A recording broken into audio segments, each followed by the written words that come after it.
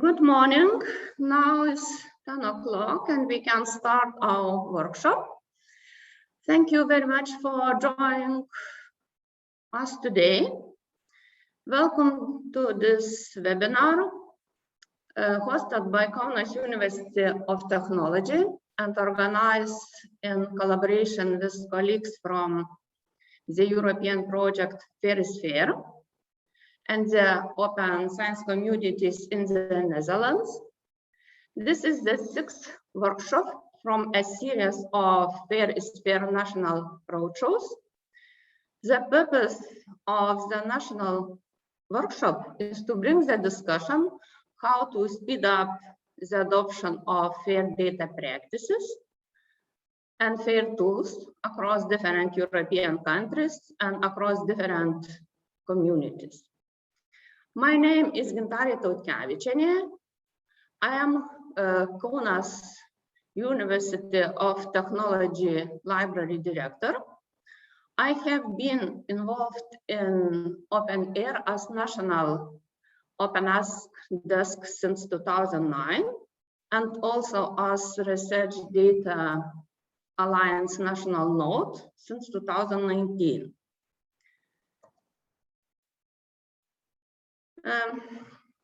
Before we get started, I'd like to introduce some housekeeping items. I would like to say that the plenary session today is being recorded and the recording will be shared publicly. As you noticed, most of participants' cameras are closed and microphones are muted. However, during the plenary part, we encourage interactive participation using the chat box. Please type your question in the chat area, which you will find at the bottom of the control panel. Now, let me give you a quick overview of the agenda of this workshop. First, we will listen to the words of welcome that will also remind us about our steps on the way to open science so far. Then we will hear from the representatives of FAIRsFAIR project about the project itself and how its outputs may be used by us. Then we will have a short break and join the interactive session given by our Dutch colleagues on starting open science communities. We would like to begin with a few questions that will give us a better idea how familiar you are with the topic we are discussing today. So I would like to ask you to take your phones or other devices to go to Menti.com, enter the code you see on the screen, and also in the chat area. You can find the code. So please answer to the question that we provided to you.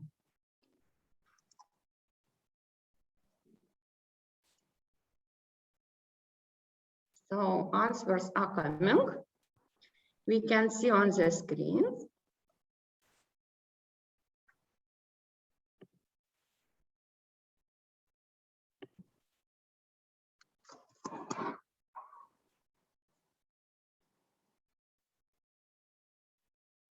And I'm happy to give floor to Ieva Cecevičiūtė, who is the head of Research Service Department at Kaunas University of Technology Library. She will make a few comments about the responses and briefly speak about how we are at Kaunas University of Technology, how we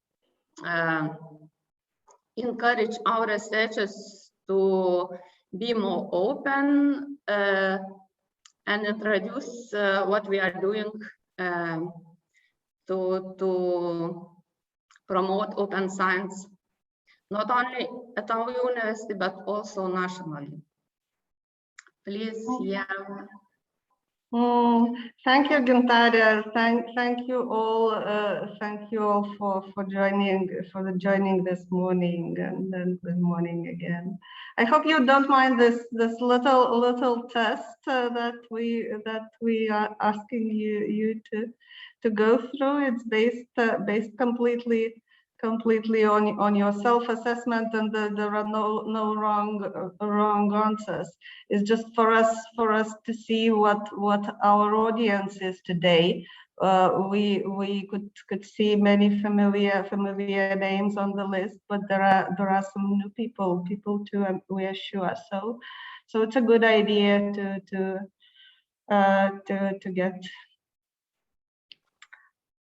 get a chance to see how people see their knowledge on the topic. So we have 30 people who have voted so far out of 57 who have joined the meeting. Anyone else? And most of us are beginners. Our level of knowledge of open science are beginner. That's fine. That's where we are. No worries. Then we have a few intermediate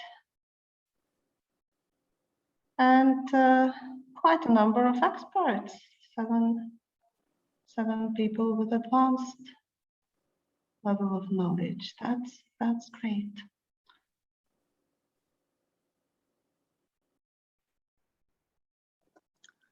Maybe we can move to another. Shall we? Yeah, thank you very much. Shall we go to another question? One more beginner. Okay. No wrong answers. Like I told, what comes to our mind when we think about open science? Open access, European policies, common good, librarians, that's interesting. Sharing, reusability. Yes, collaboration, research, publications, open access to publications. Scientific progress, redesigning science, access to publications, to data. Transparency, openness, quality, interoperability, access to data, science available to everyone, visibility, more impact, possibility to share insights before approved by reviewers, in line with intrinsic motivation of researchers. That's great.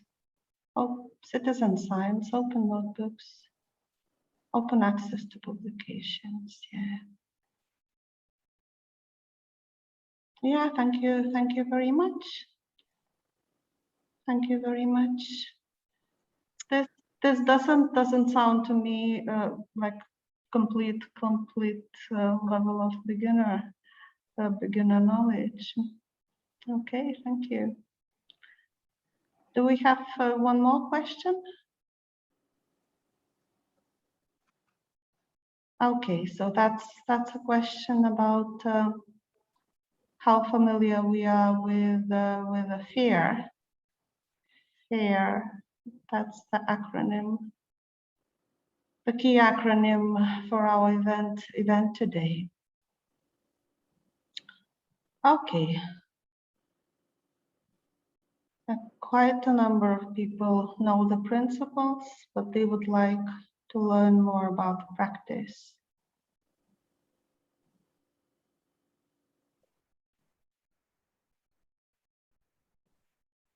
There are people who know about the principles and the practice, but of course, we want to learn more as new things keep coming, and it's always good to learn about new practices. Then there are people who have not heard about this. That's fine. This is what we are here today for, to learn new things. I have 27 responses. Any new coming?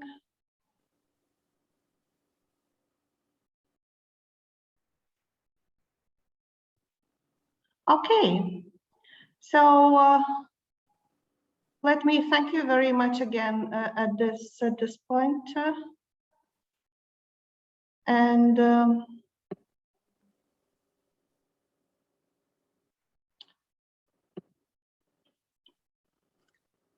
maybe I will stop sharing the screen, and Eva, maybe you can share your slides. yeah, I guess we get a feeling of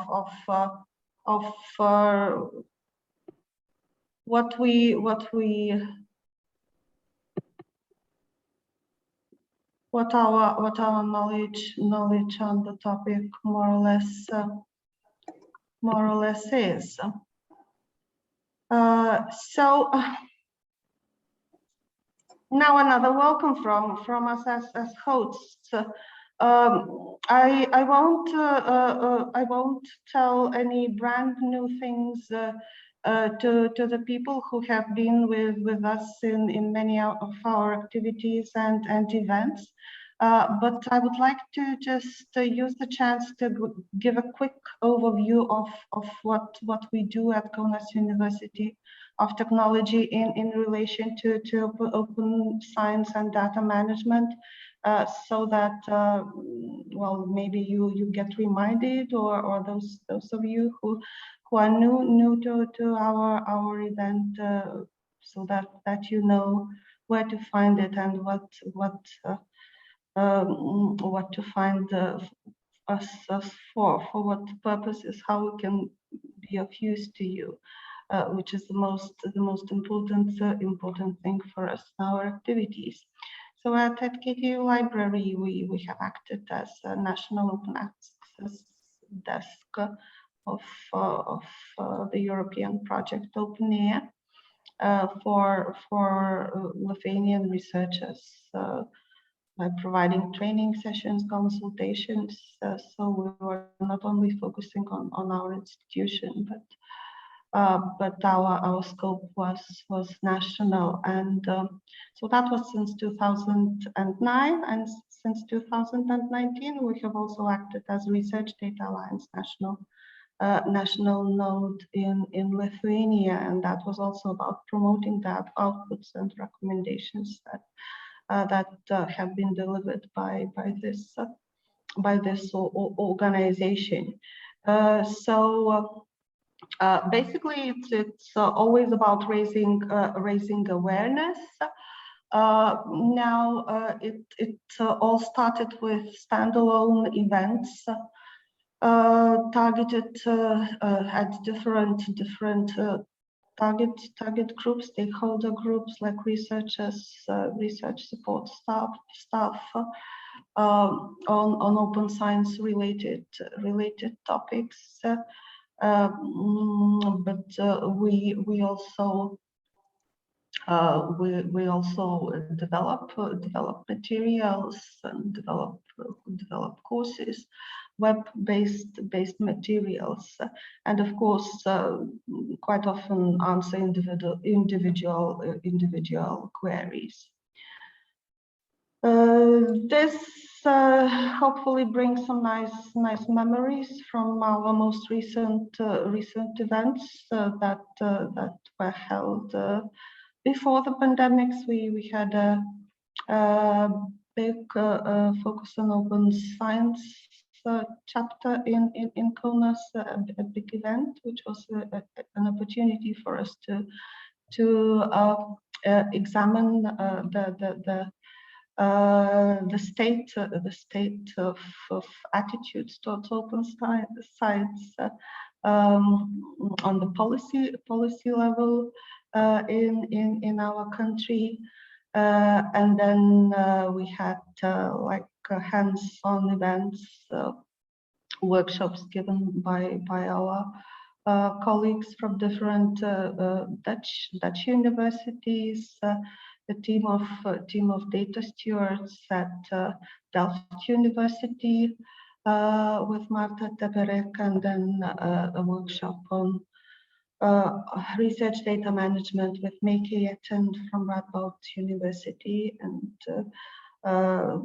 then we switched to practicing our national language on the topic, and we had a big online event as we were struck by the pandemic at that time. So that was a workshop on recent developments in open science and FAIR a year ago.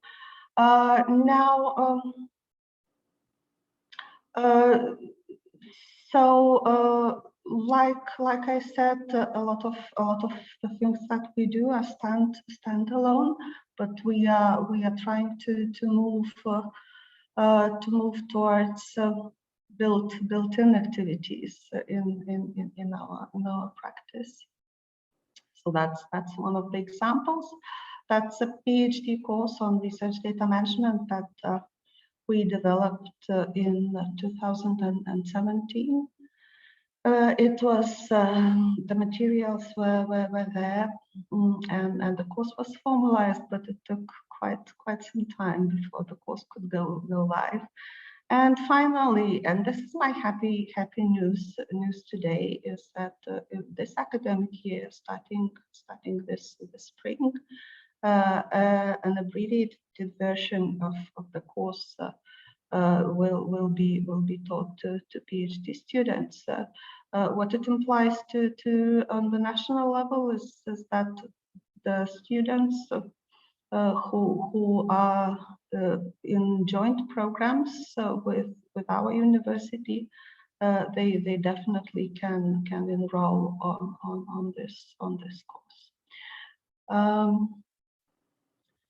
Now, another example of moving from standalone to built-in activities is related to advising researchers on how to develop their data management plans. And we must admit that a mandate to write a data management plan for projects funded by the Research Council of Lithuania was quite a challenge for our researchers and for us too. For researchers, mainly because we still have some difficulty to approaching openness as an opportunity rather than a threat, if I may say so. And then the support staff, we have to learn a lot in terms of this quite new development.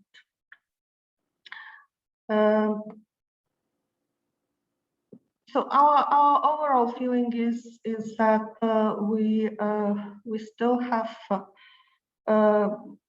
we still need a lot of opportunities to have these platforms like this one today, our meeting today, to be able to discuss the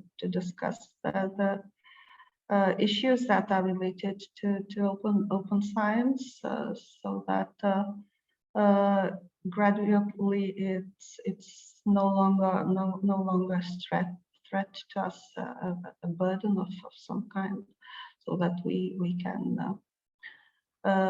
embrace it as an opportunity and practice it. So here we are today. We have another opportunity like this, so I'm very happy about it. And thanks again to everyone, our colleagues at FAIRsFAIR Open Science Communities for coming to us today, and hope to welcome you someday in the near future, face to face. Now and then, just a little reminder that you're always welcome to visit us via OpenAIRE or directly at KTU. We are there for you and we speak your language, as I say. So thanks again. Over to you, Gintarė. Thank you, Eva, for your presentation. I just want to remind you that you can put your questions to presenters in the chat box, and the presenter will answer you after presentation or send answer later after the event. And now I would like invite Aušra Grybauskienė, who is the Chief Officer of the Science Division of the Ministry of Education, Science and Sport of the Republic of Lithuania. She's also is national representative of the European Open Science Cloud Governance Board. And please, Aušra, floor is yours. Thank you very much. Do you hear me? Okay. Yes. Okay. Yes, I was invited to make some welcome words, so I will try to do it from the ministerial perspectives. And dear researchers, dear participants, really, I would like to welcome you at this workshop dedicated to data theory. The importance of research data management according to FAIR principles increases every day. EU ministers are going to amend the Pact for Research and Innovation in Europe in Competitive Council on 26th of November. The Pact is expected to strengthen the integration of European policy dimension into national policy. It seeks to focus the efforts of all EU member states and associated countries in implementation of the priorities and common actions to increase global competitiveness of EU and contribute to green and digital transformation. Open science is one of the priorities of European research and innovation area, with special focus to open access to research data. EU seeks for interoperability of existing research data, considering disciplinary and cultural difference. Open science culture, skills, open science and research assessment, data management, and FAIR data principles are to turn into usual practice in the coming years.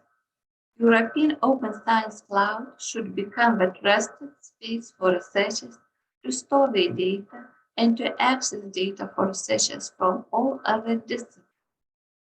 The EU also pays close attention to monitoring of the process in the European Open Science Cloud development, which include collecting data and benchmarking investments, national policies, digital research outputs, open science skills, and infrastructure capacity.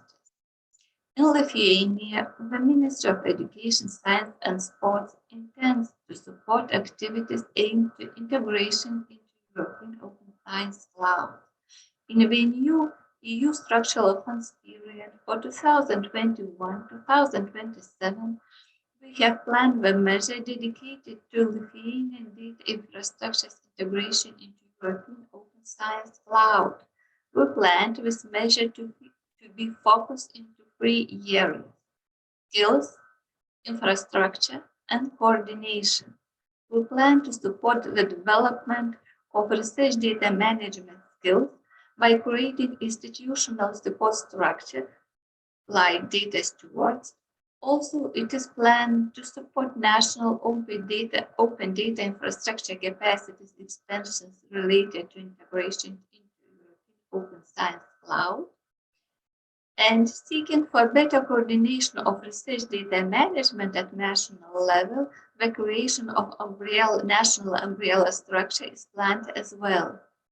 We aim to make Lithuanian research data fair, and this workshop closely contribute for that.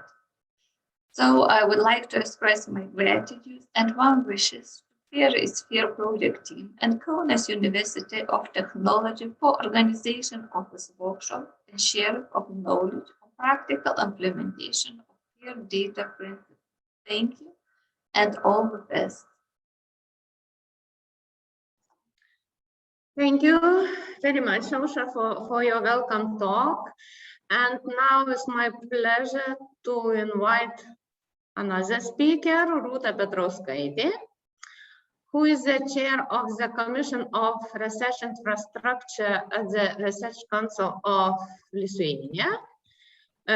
She's also is professor of linguistics at Kaunas University and member of the FAIRsFAIR High-Level Advisory Committee. So, Rūta, please, floor is yours. Thank you. Hello to everybody.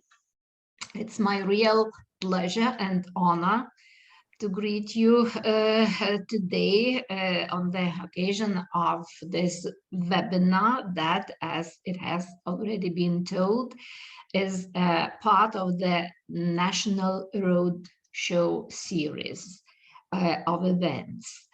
And of course, it is initiated by the project FAIRsFAIR. As a proponent of FAIR data and also member of advisory committee, I have a perfect opportunity to follow all the developments of this project, starting with the inception of the idea, a very successful, by the way, name of the project, and up to, well, I can call it the peak moment. Right now, the project is approaching its end. But what I want to tell you that part of it's a very successful project. As a project, I've been participating in quite some of them, and this is an exceptional project, and part of its success, to my mind, lays in community building, but it's not just a pathetic expression, but it happens in real life. And that is of paramount importance for open science. If you ask me, open science has quite a few components, but FAIR data is the most important of it, the most complex, the most effort consuming, but at the same time crucial. Just a short comparison. If you take, let's say, open access to publications, it's very important. But it limits itself to individual approach to individual work and using the open publications. While FAIR data, data in general, they have a power of building research community around. Another difference is in aging. Publications, as we all know, get outdated, and that happens pretty soon after they are published. While data reminds me of a very good wine, the older, the better. All the data that can be reused for some updates and some other possibilities, it usually is reused. So you just have to keep it long enough and you will see the value of it. In general, this initiative to organize a national roadshow series as far as I know, they came on the top of the initial plan of the project. And that should be highly appreciated because it's extra time, it's extra effort from the people participating in the project. And the focus of this series of events that has already been told, but I want to come back to this again. It's a practical approach, hands-on approach, because most people know the principles and they try to carry them out in their everyday activities. But FAIR data, they are complicated because of quite some different notions that are included. Possibility of partial approach. You may not reach the fairness as such to be perfect. Nevertheless, the data can be called fair that you are used. And that is why it's very, very important to have a real life touch with FAIR data. This is exactly what we need if we plan, if we aim at turning FAIR data into reality. And I believe that today's webinar will be one more step towards it. I'd like to thank the facilitators of this webinar, Gintarė, Yeva, and other people, and to wish you all the best. Use the time, ask questions, and keep in touch after the webinar is over. All the best to you. Thank you, Ruta, for very informative and very useful welcome talk. And if presenter have question, you can put your question in the chat box. I just want to remind. And now I would like to welcome Marian Grootwell.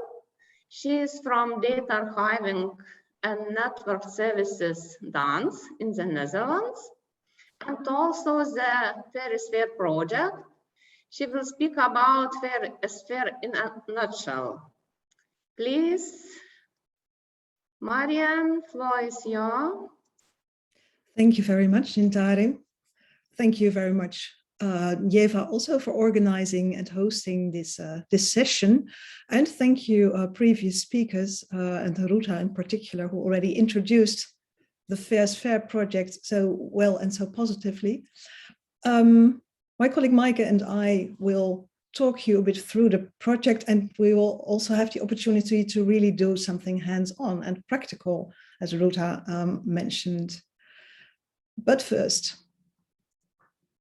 welcome again also from our side to this event in a National Roadshow series. I will not aim to pronounce the title of this slide. Unfortunately, I can't, so I'll stick with English. And let me just mention very quickly what we think is the core of the FAIR data principles. It would be good, it would be ideal, it's in a sense essential that research data can be found and not are somewhere on an individual USB stick, for instance. And making these data fair, for instance, through persistent identifiers like the DOI you know from publications, and describing them with metadata and context information.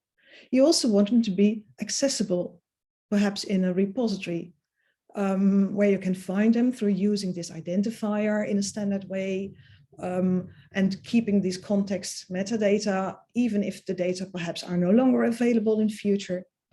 You also want data from one source to be maximally interoperable with data from another source. Interoperability is about speaking the same language, so it may sound like an IT term, but it's a very human thing, I think. When we talk about temperature or distance, we need units to speak the same language, and that's what interoperability and also interoperability of data is about.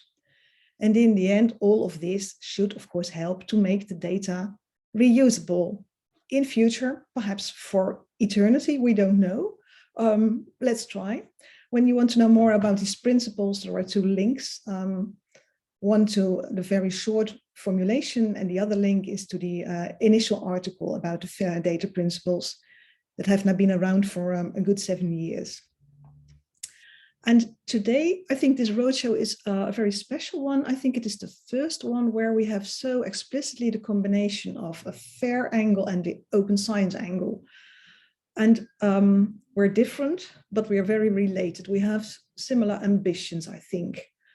But it's also clear that we're not identical. The ambitions are different. For instance, when you look at this image, and it's of course not about research data, but I think this bird has collected a very nice set of data.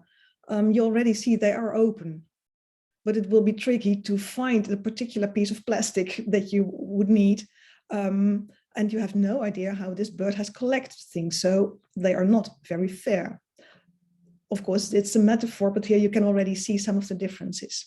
And what I think is very important to realize that open is, of course, an ambition, but the A for accessible in FAIR does not mean that it should always be open. I mean, we all know that some data are too sensitive to share with the world, for instance, because they involve people or because they involve security or commercial interests. Though there are very good reasons why not everything can always be open for everyone.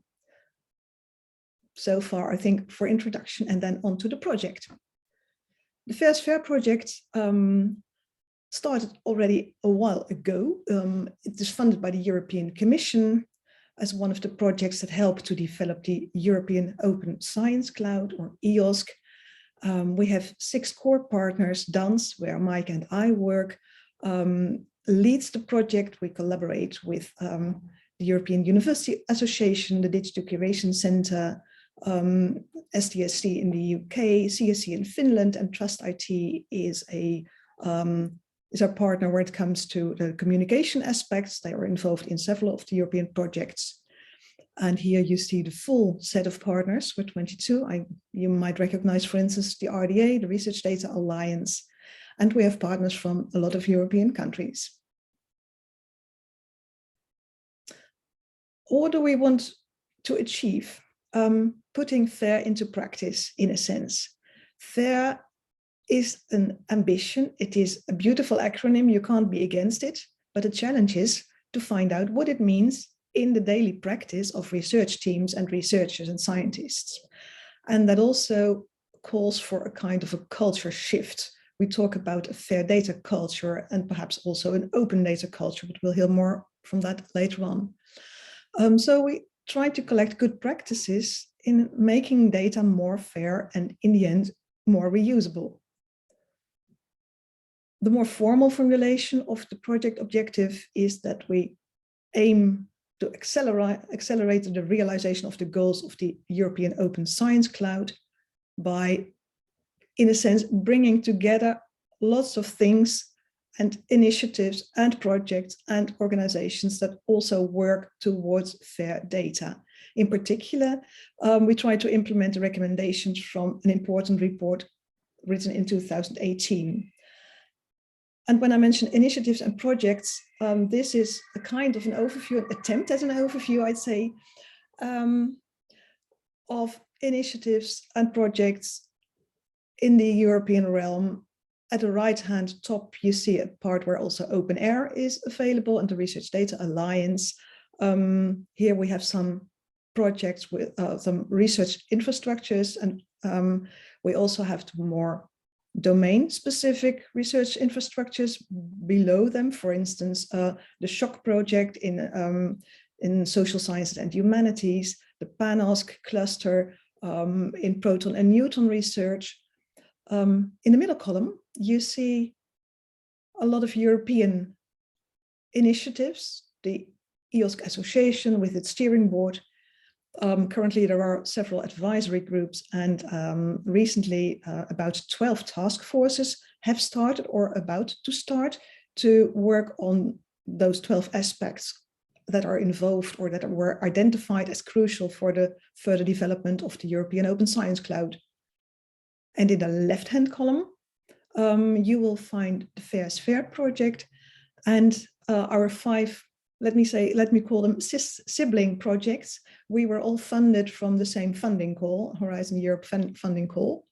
And these are particular projects that we collaborate with a lot. Of course, this is not the whole world. There are many more initiatives that have FAIR in their explicit mission or in one of their work packages, perhaps, or in their policies. But these represent a couple of the organizations that we collaborate with. For instance, in workshops. We've now run 3 workshops with these kinds of organizations. The last one was before this summer, in which we tried to take stock of that the recommendations made in that earlier report, 2018, the report called Turning FAIR into Reality. And that report contains 27 recommendations.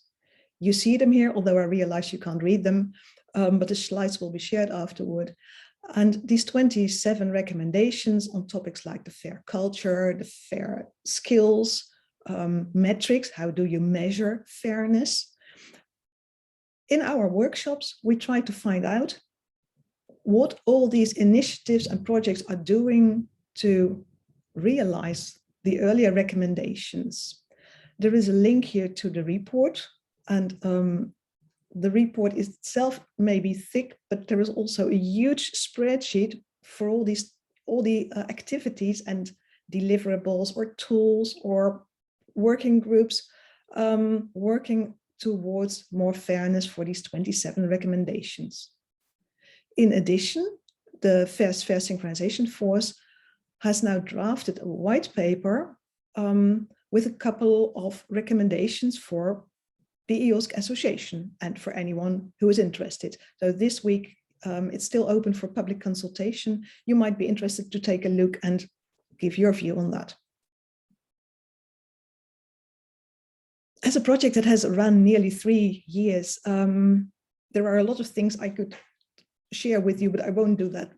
This is the link to our website, and you find information about how we support the FAIR culture, how we support, for instance, a set of repositories so that they can help to make data more fair before it comes into their repository, for instance, by assigning these persistent identifiers, for helping researchers and research communities with the metadata, but also repositories will help to keep the data fair in the long run. Under the FAIR landscape, you find web pages that deal with data policies and with education, because it's also good when data stewards can help researchers or also funders to have these FAIR principles in clear and understandable and also applicable in the daily life of researchers and move away a bit from the high level of the principles. We have some tools for repositories, for instance, but another tool that Mike is going to introduce and you will explore in a while. In the Competence Center, you find links to our training materials and to publications, and of course, there are events like webinars and this roadshow series. And when you're also interested in the more classic project deliverables, you find them in our Zenodo space. I think we have now about 150 reports, white papers, presentations there. I think that is for me. So I invite you to have a look at the materials we have after this session, because coming up now is an invitation and an exercise, and Mike will take over and I'll only forward the slides. Yes, thank you so much. So we will go into a small hands-on exercise right now, including one of the tools made in the FAIRsFAIR project, as Marianne mentioned before. And this will teach us how to improve the fairness of our data. So if we take a look at the next slide, you'll see what we'll be using the FAIR-Aware tool. And the FAIR-Aware tool is an online self-assessment. So you fill it out for yourself and you see the scores for yourself. So there's nothing public or measuring about it. It's just for yourself to assess your knowledge on the FAIR principles and how to turn them into FAIR practices and FAIR data. So you see, the process is really straightforward. You answer 10 simple questions. You read the guidance text that come with it. You can leave some feedback on the tool to help us improve it. And then you receive your FAIR assessment scores. And you can create more data, more FAIR data. And then you can spread the word about both your beautiful FAIR data and the tool so it can help other people. FAIRsFAIR is mostly useful for researchers and data stewards, but we have also seen through the course of its lifetime so far that it's also very useful for policymakers, funders, and anyone in the scientific field who wants to learn more about these FAIR principles. You can use this tool at different points in time during your research project, for example, as a sort of last check before you deposit your data in an archive or repository. But you can also use it a bit earlier on when you're creating your data management plan. And that's what we'll be doing today. So if you look at the next slide, we have an exercise for you. Oops. We'll go one back. Yes. So we are going to practice with how to plan for FAIR data. So what I've done is I've selected 3 questions out of the Science Europe Data Management Plan template. And I'm now going to ask you to go to the FAIRsFAIR tool. I'll put the link in the chat and see if you can find where in the tool you can find help to answer these questions. So you can browse through all the 10 different questions and the guidance text that come with it and see if you can find a way to answer these questions for your data management planning. The questions will remain up on the screen so you can keep looking at them. And you'll have about 15 minutes to do this. We've been quick, so you've got a lot of time. So at the whole hour, which is 11 o'clock your time, I believe, we'll go back and then I'll ask about your experiences and your feedback on the tool. If everything is clear to you, you can go to the tool and have a look. If you have any questions, please put them in the chat and I will respond to them. But for now, have fun exploring the tool and I'll see you in 15 minutes back here.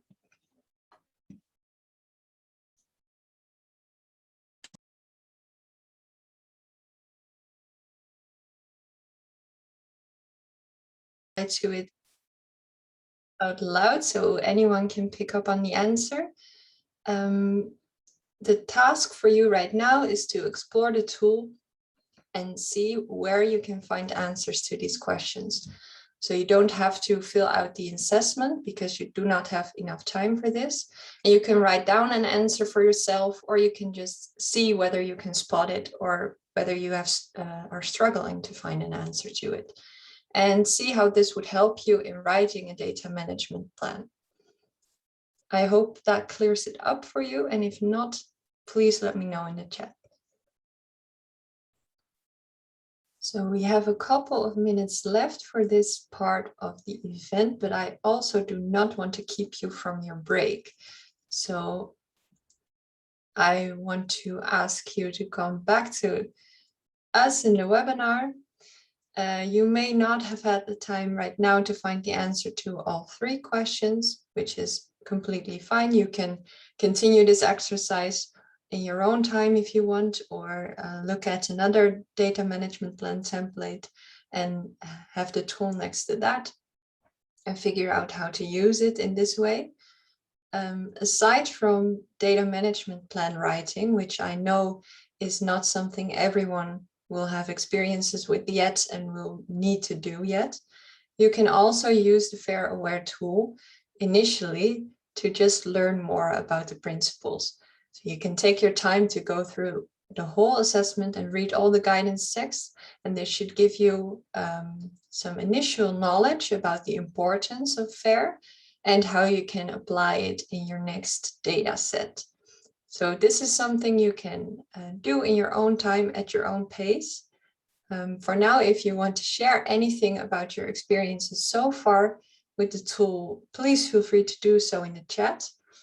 I do actually have slides added here that showcase where you could find the answers to this question. So maybe, Marianne, if you can quickly go to those slides.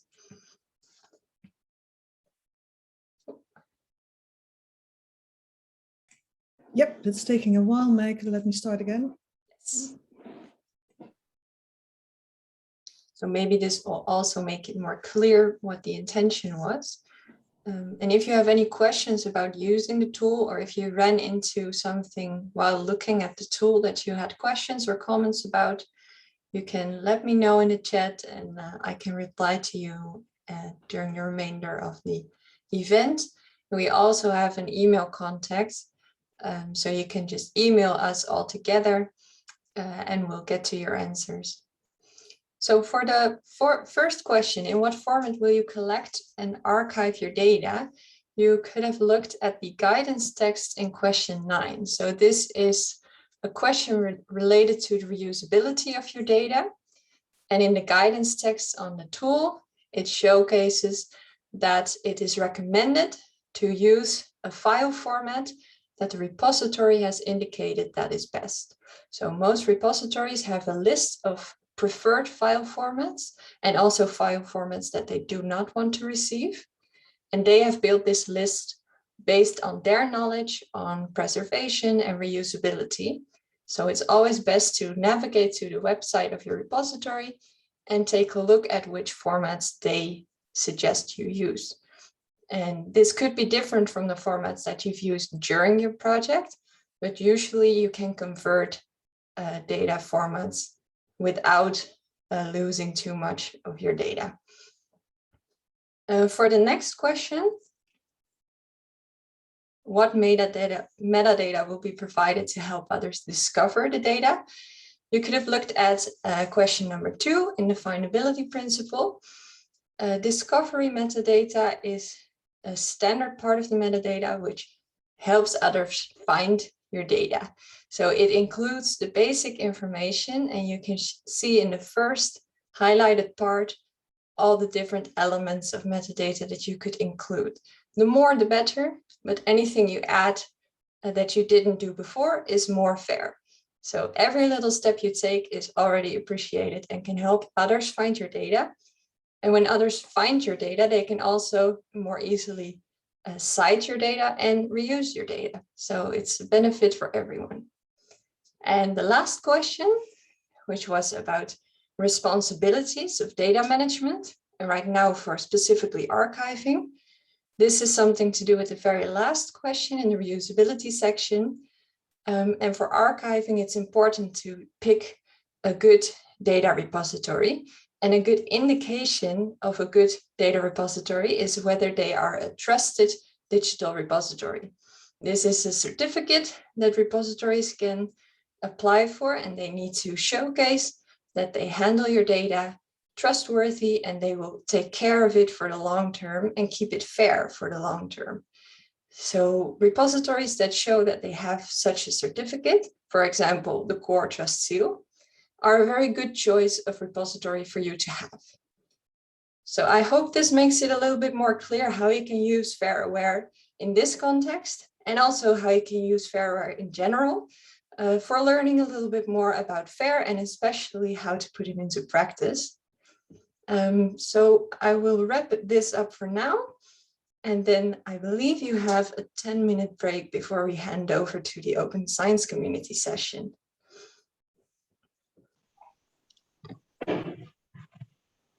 Great. So welcome after the break. I hope you managed to grab a cup of coffee and are ready to go on. Now, this part of our event is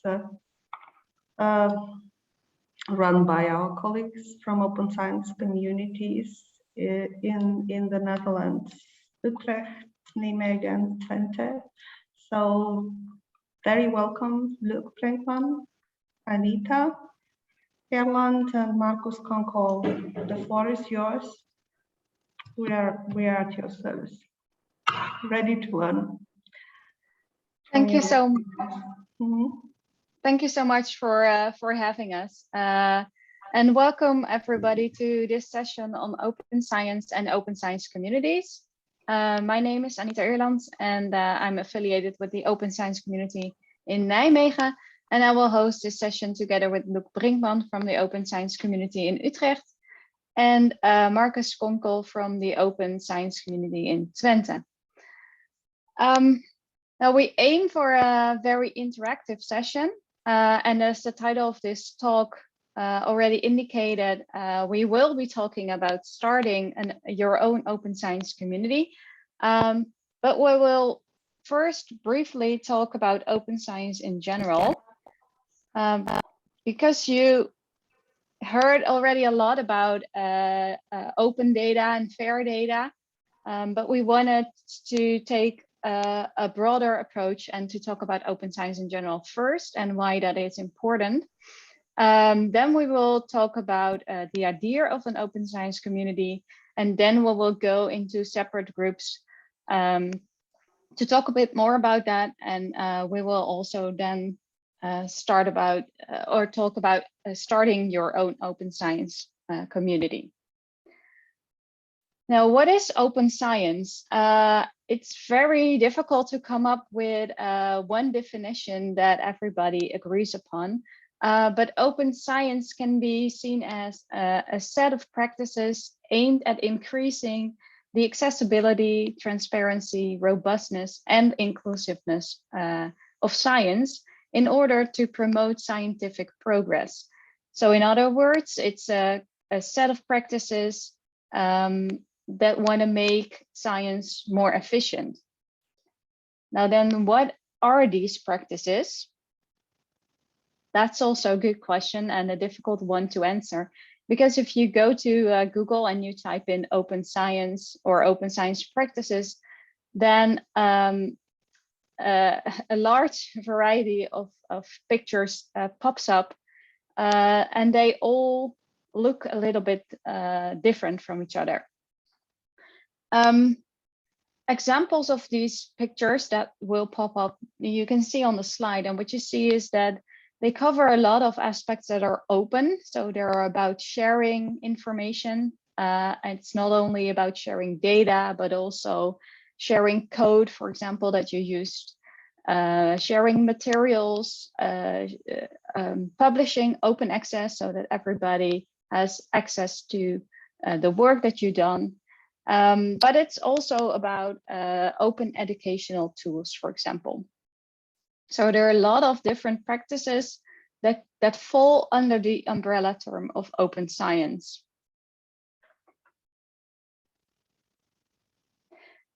And why is open science important? Well, if researchers work in such a way that promotes transparency and accessibility, then scientific progress can be made way faster. And I always like to use this very recent example of the COVID-19 vaccine, because we would not be able to have a vaccine so quickly if researchers did not decide to open up their work and share the information that they had. And that's a good thing, sharing information for researchers, because it enabled them to work more efficiently. But it's also a good thing for society as a whole, because we all benefit from the information, from the knowledge that has been gained. Now, open science is sometimes seen as a new way of doing science, as some revolutionary idea. But some aspects of open science have been around for quite some time. So what I did a couple of months ago, I asked on Twitter if people could share old scientific papers with me that already mentioned some aspects that we would now consider to be an open science practice. And I would like to share a couple of examples with you. So here's an excerpt from a paper at 1966 from Bakan. And in the highlighted section, it says, somehow making the decision after the data were collected and the means computed seemed like cheating. How should this be handled? Should there be some central registry in which one registers one's decisions to run a 1 or 2-tailed test before collecting the data? And basically what this boils down to is the idea that we decide before we're going to analyze the data what we are going to do. And that is something that we would now consider pre-registration, which is considered an open science practice. But the idea was already out there in 1966. And 2 other examples show that in 1901, Galton already spoke about the need to share raw data. And Campbell and Jackson mentioned the important, or stressed the importance of replication already in 1979. So this is just to illustrate that open science is seen as something new, but some of the ideas were already out there. It's just that all these ideas are now combined somehow into the open science movement, and the ideas can be spread much faster because of all the technical developments that are in place right now. So we know a lot more about open science, we hear a lot more about open science, but despite the fact that these ideas spread more easily, the transition to open science has still been a bit slow. And what we want and what we need is, for large-scale adoption of open science practices, is to reach out to people beyond the innovators and the early adopters. So beyond the people that were intrinsically motivated to practice open science, we need to broaden the tent, so to speak.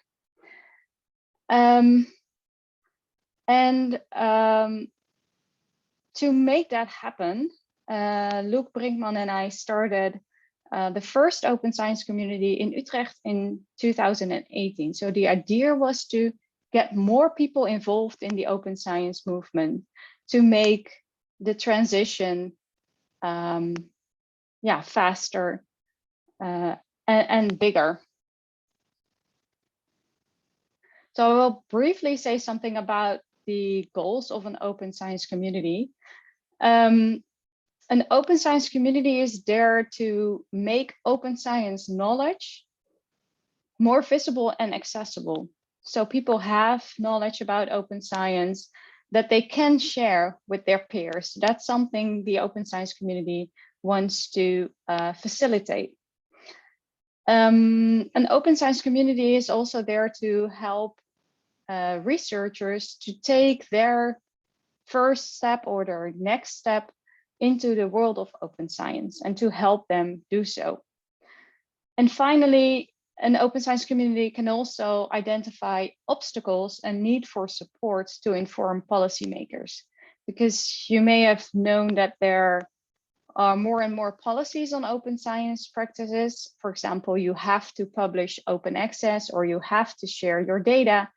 But if there are policies in place, then policymakers also need to know what researchers need to adhere to these policies. Now, open science communities have a couple of formats in place that I will briefly mention. Just a couple of examples. So, for example, to make open science knowledge more visible and accessible, most open science communities have newsletters, and for example, an open science knowledge base on their website, so that if you are in need of information with respect to a certain open science practice, you can go to the website, and then all the information that you might need is there, gathered in one place. To help people take their next or their first step in the world of open science, we organize symposia where colleagues share their use cases. There are workshops, there are member initiatives where people can start an event or an initiative that they feel is important.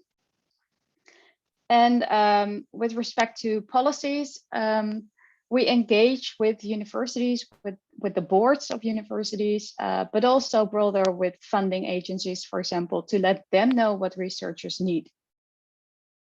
Now, I already said most OSCs have newsletters in place because we started in Utrecht, but now there are 12 open science communities within the Netherlands. And we also spread the open science communities across the border because we have communities in a couple of other countries as well. And they continue to, while the network of communities continues to grow. So what we want in the end is to have a network of all these communities, the international network of open science and scholarship communities, and that is what also this session is about. Now, the final slide that I will be sharing with you is this one, because this is what you will need for the interactive session or the interactive part of this session. Here's an overview of how you can make your own workflow more open. So there are a lot of different open science practices that you can make use of throughout the research cycle.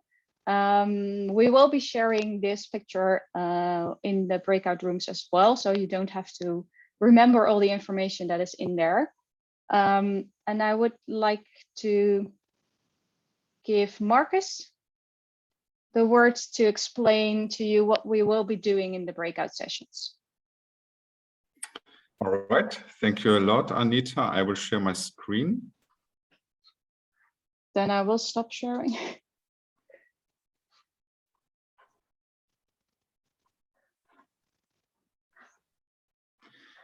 So you should be able to see my screen now. And yeah, as Anita said, open science communities are engaging with funders and universities, but it's not like open science communities are creating policies and imposing these policies to researchers. So open science communities are really some kind of a bottom-up community led by researchers. And this is also what the benefit of open science communities is about. So it's not about saying researchers what to do, but giving a space to discuss principles and policies. At the beginning, we asked you the question, what comes to your mind when you think about open science? And one of the answers was European policies. I'm not sure about the background of this answer, but I guess it's somehow like these policies that are imposed on researchers. But this is clearly not what we are doing. So it's more about providing a space for discussing open science practices. And this will be also hopefully, this is also something that some kind of a benefit that you will perceive in the coming exercise. So what we would like to do with you is to put you into breakout rooms, and then you will see the figure that Anita just showed on the slide. And we kindly ask you to have a look at this figure, and then take a look at all these open science practices. And then we ask you to pick one of these open science practices that could be useful for you, for your work during the research process, so throughout the research process. And we kindly ask you to pick one open science practice that is currently not part of your work. And so please go through the list, and then on the second page, it would be nice if you could take the first column to put the open science practice there that is not part of your work, but it could be relevant. And then also describe the obstacle that prevents you from doing so. So if you take a look at the list, so let's say you actually would find it useful to use open licenses. But maybe the obstacle is that you don't have a good overview of open licenses, or maybe you want to share code, but you don't know where to start. So yeah, that's the task for now. And for the next part, we would ask all the others to take a look at these obstacles and comment on them. So either you have a solution for that, or you have a similar problem. And then we will see if the obstacles and the comments somehow match to each other. And that's basically the task. So in each of the breakout rooms, there will be one of us. So if you have further questions, then we can discuss them there. But yeah, now we can, I think now we can go to the breakout rooms. Okay, welcome back everyone. So I'm sharing my slide. Can everyone see my slides? Yeah, okay, good. Thanks a lot for all your input during the breakout exercise. I hope I hope you realize that what we just did in this exercise is actually to give you a bit of a feeling of what an open science community can do for you. Because what we did just now, talking about the opportunities and obstacles that we perceive and helping each other out by sharing our knowledge, that's actually what an open science community is all about. We're a learning community and we want to learn from each other how to make our workflows more open. So I'm just going to share a couple of highlights that I saw in our breakout room, and then I ask Anita and Marcus to do the same. So a couple of things that came up in our breakout room were very fundamental obstacles. For example, the costs of open access publishing. That sometimes you have to pay a very large fee in order to get your article published in open access. And there were comments on that. People start to comment on that. Okay, maybe there are specific funds that you can apply for. Or you can maybe there are journals that are so-called diamond open access journals that don't have an open access fee. And there was one obstacle regarding using social media to increase the outreach of your work. And that person indicated, well, I'm not really a social media person. And then there were comments on, or maybe there's someone else within your team, so moving more to team science, and that someone else in your team can take on the responsibility of that. So and team science is also a development that is very closely related to the development of open science. So and there were many people were just browsing through the practices and seeing practices for the very first time and saying, okay, this might actually be something that's relevant for me. It's nice that that people then have a place where to start looking for information. So Marcus, how was it in your room? In my room, it was similar. So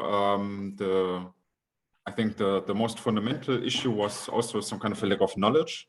So people didn't know or don't know how to share proposals. They don't know regarding copyright. So if they have the right to share presentations or posters, so they are not sure if they have the copyright to do so. Also metadata is an issue. So how to present metadata in the right format, or just very, very basic issues. So finding the right repository for research data management. There's also a bit of knowledge missing, but there were also links, for example, to a Lithuanian website that reviews repositories. So this is something that I would not have known. Yeah, also links to other organizations that can help with sharing proposals, for example. And communication via social media was also an issue mentioned by one who was not the motivation to do so, which I can fully understand. But yeah, these are the issues in my room. Anita, how was it in your room? Yeah, a couple of different open science practices that people practice not yet, but feel are important. And I think publishing open access. We also had communication through social media, a lot about sharing materials or sharing other stuff, and also using open peer review. And what you see there is that sometimes the definition is not really clear. So that's maybe also a problem for open science, that what is open peer review? Is it when you sign your review? Is it when the review is published alongside with the paper? Is it that there is a continuous chance of responding to papers that are already published?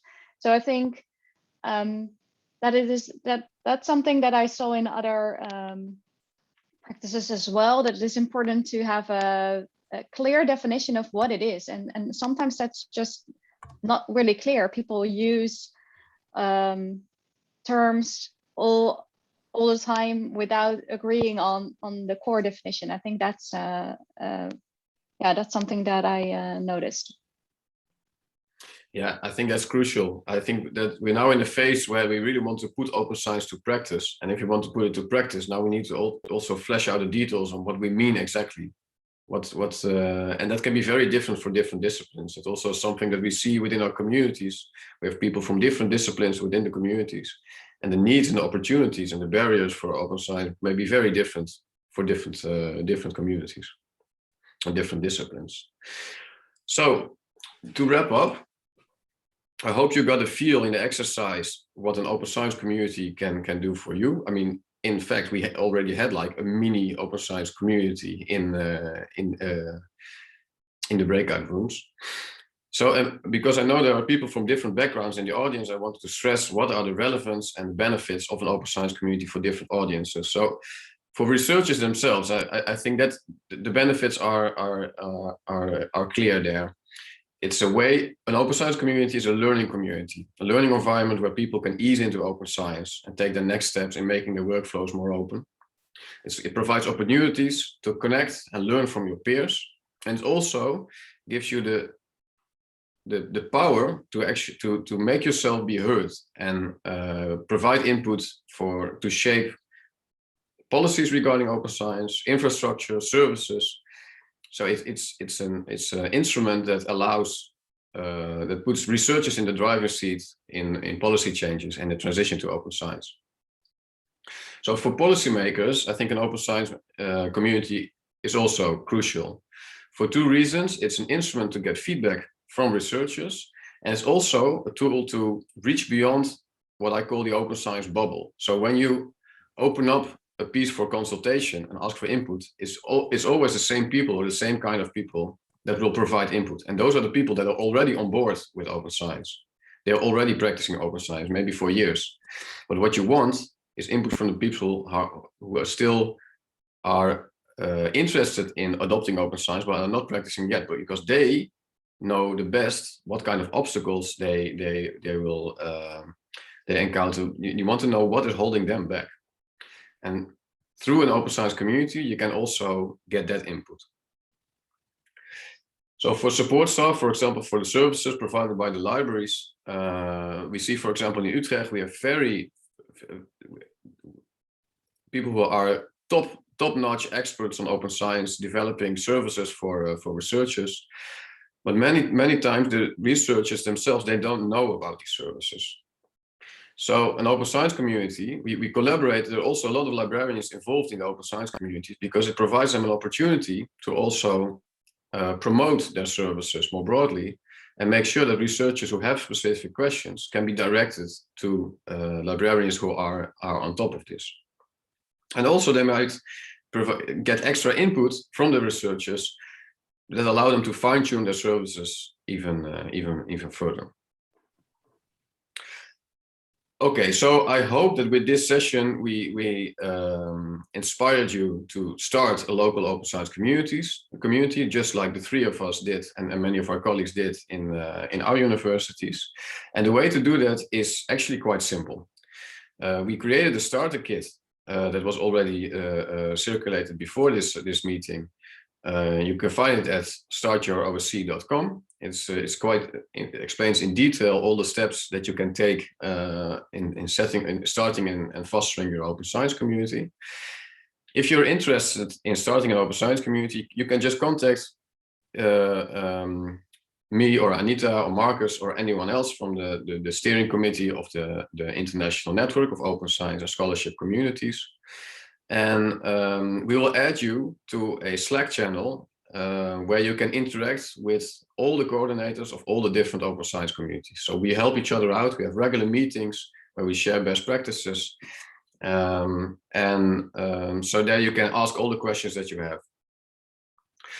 Also, we are organizing a specific workshop, a more hands-on workshop on how to set up an open science community in practice.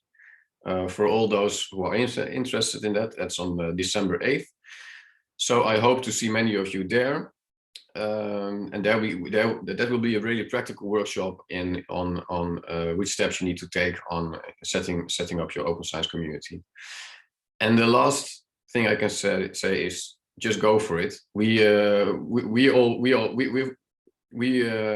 paved the way for you, and I can tell you it has been a lot of fun. And I've expanded my network extremely and learned a lot and met a lot of really nice colleagues. So it was a really nice experience in doing it. So thank you for your attention. We still have a couple of minutes maybe for questions. So if you have questions, please speak up.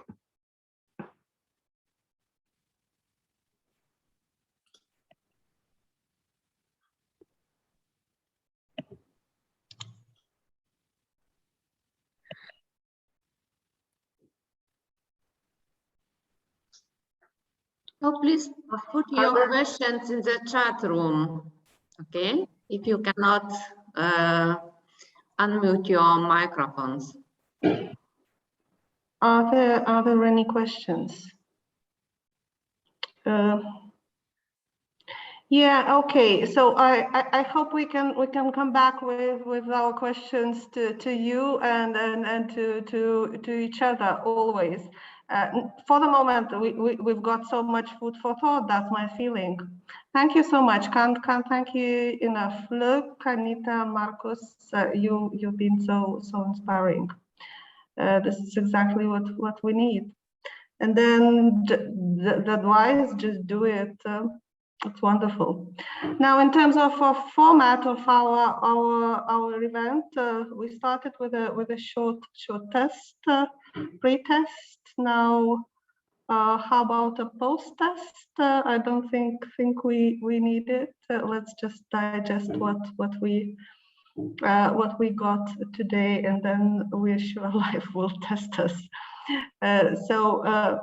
Let's keep in touch. Thank you so much again, the co-organizers, the presenters, everyone. Let's keep this live. Thank you. Thank you very much for hosting all of this, and be sure to be in touch with further questions. Dank u wel.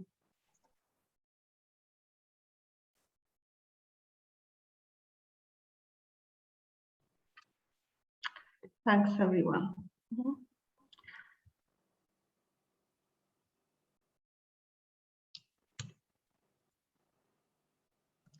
No, we cannot see question on the chat, only thanks for all of the presenters. But I think that if participants will have some questions, they can write email to us asking questions, and we forward this question to you afterwards. Yeah, it's been really compact. How shall we put it? Loads of things in a fairly short time. So no questions, no more questions coming.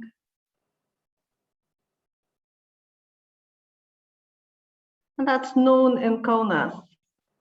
Thanks again, and all the best, and we'll keep in touch. Bye.